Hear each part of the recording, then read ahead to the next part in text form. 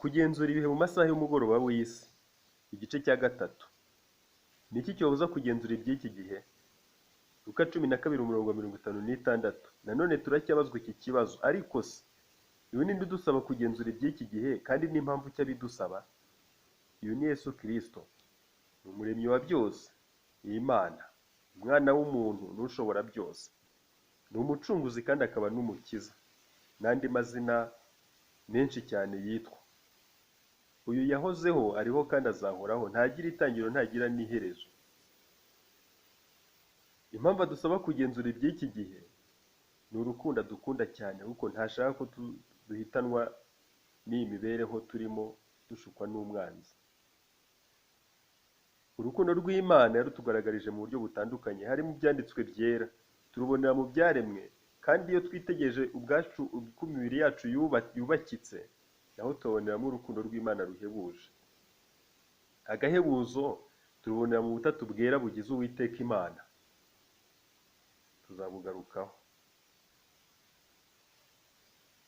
Urukundo rw'Imana mu byanditswe.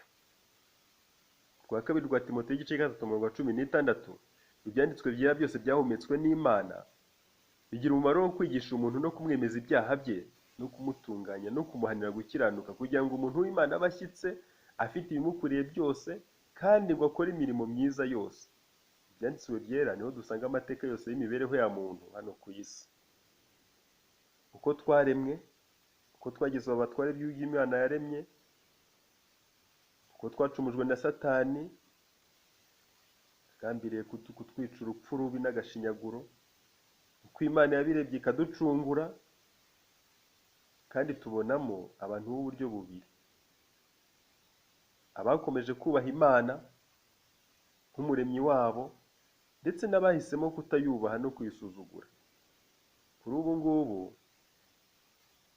ho birakaze, kubera yuko umwanzi nawe yinjiriye mu byanditswe byera.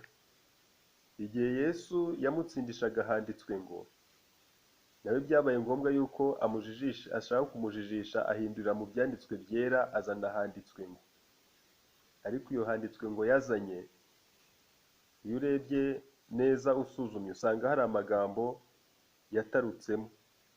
Rero niyo mpamvu turi mu bihe bigoye, aho Yesu Kristo adusaba gusuzuma neza iby'iki gihe, kubera yuko ngo arimo arakorana uburyarya bwinshi, Satani arimo arakorana uburyarya bwinshi, ngo n'amayeri menshi, kandi ngo azagira imigambi ituma bashishwa nabyo, arimbure benshi biraye.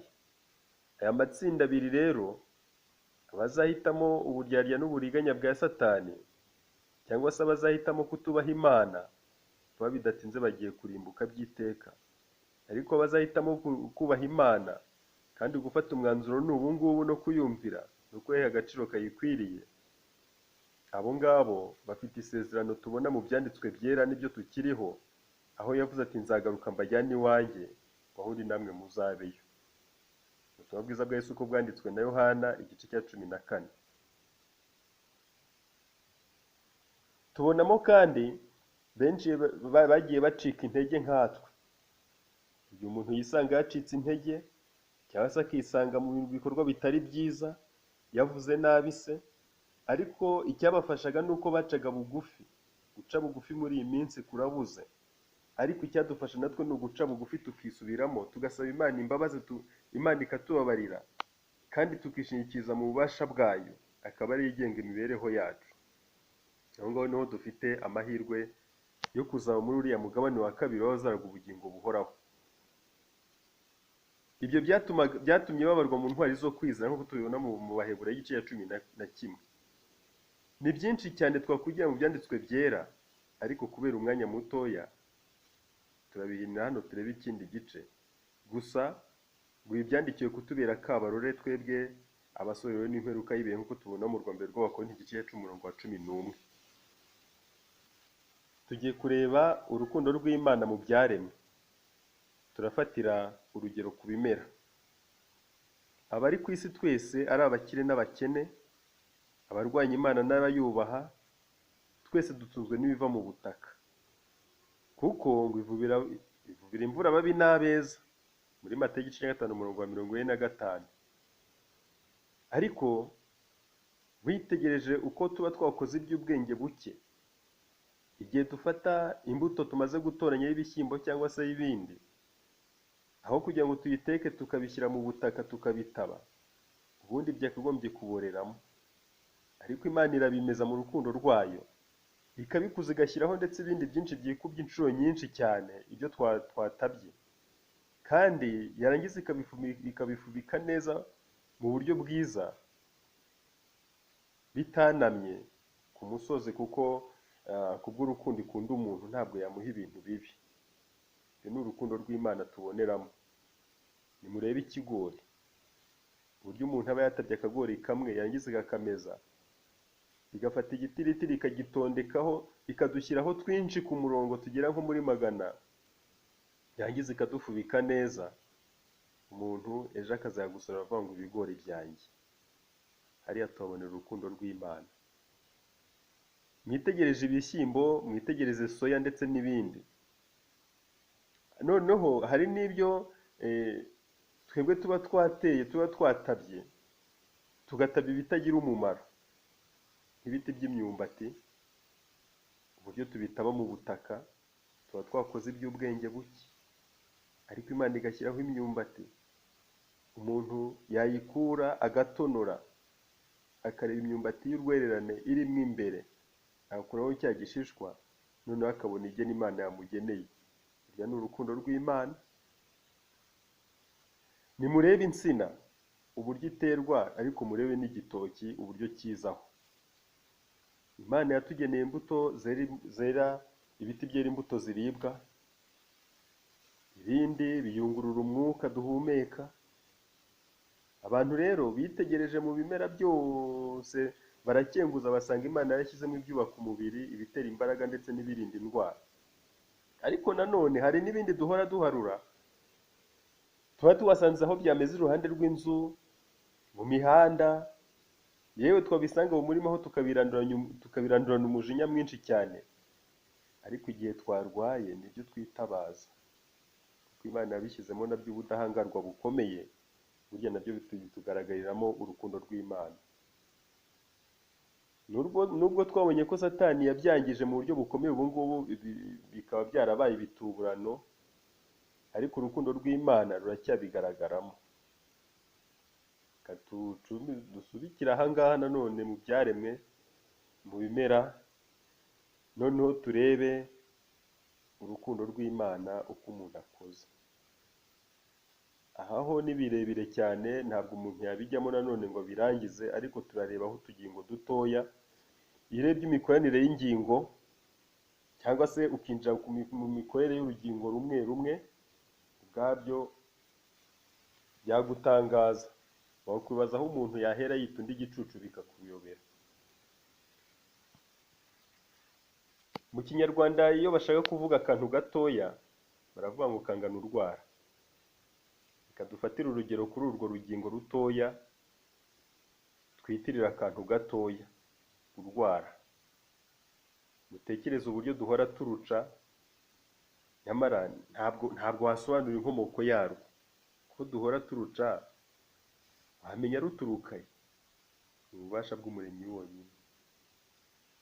Umusatsi, uyu nawo duhora tuwogosha, ariko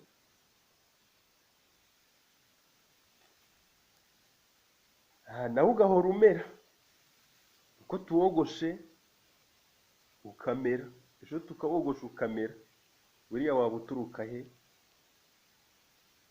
Umusatsi batangiye kogosha n'inzara batangiye guca kuva umuntu akivuka. Ibaze, kuva ukivuka kugeza ubu ngubu uko ungana uko nguko, kandi na n'ubu ntibihagaze, ahubwo uracyakomeje guca inzara no kogosha imisatsi. Ibaze izo metero zose umaze gukuraho n'izindi usigaje, urebe izingiro ryazo urimbwire riri hehe? Ntabwo wabimenya. Ni urukundo rw'Imana rukora ibyo. None se utwo ko ari utungana urwara turebye dukeya ku mibiri yacu, tubiri twonyine, izindi ngingo zo bite? Ariko kubera umwanzi, umuntu agahangara akavutsa undi ubuzima. Nyamara umuntu yakagombye kureba undi agahimbaza Imana, agaharanira icyatuma agubwa neza, arushaho kugubwa neza. Ariko ibintu bigeze kure. Ngiyo Imana dusabwa kwizera. Nguwo utubwira kugenzura iby'iki gihe, kuko yaduhaye uburyo bwo kureba ngo twitegereze neza. Adushyiramo ubudahangarwa buruta ubw'ibindi byose. Ariko Satani we yaraza acurika ibintu, aho kugira ngo tubitegeke, washaka ko bidutegeka. Mwuka wera afashe buri wese guha agaciro no kwizera iyi Mana itwitaho birenze aho tugejeje.